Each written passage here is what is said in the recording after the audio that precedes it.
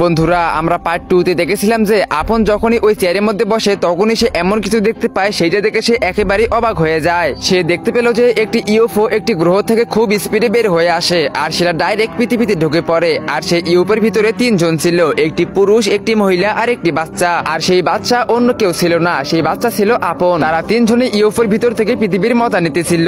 তখনই ইউএফও খারাপ হয়ে যায়, ইউএফওর ভিতরে অ্যালার্ম বাজতে শুরু করে আর পুরো ইউএফও ধোঁয়া দিয়ে ভরে যায়। আর তখন আপুরের মা চিৎকার করে বলে আমাদের বাচ্চাকে বাঁচাও। তখনই ইউএফও ব্লাস্ট হয়ে যায় আর তারা 3 জনে মাটিতে পড়ে যায়। যেহেতু এটা মাসুদ ভাইয়ের ভিডিও তাই তাদের কিচ্ছু হয় না। তখনই আপুরের মা বলে আমরা বাসায় ফিরবো কিভাবে। তখনই আপনের বাবার চোখ পড়ে সেই পুরনো চেয়ারটির উপরে। তারপর আপনের মা এবং বাবা দুইজনে এলিয়ান টেকনোলজির মাধ্যমে সেই চেয়ারটির ভিতর দিয়ে একটি রাস্তা বের করে ফেলে তাদের গ্রহে পৌঁছানোর জন্য।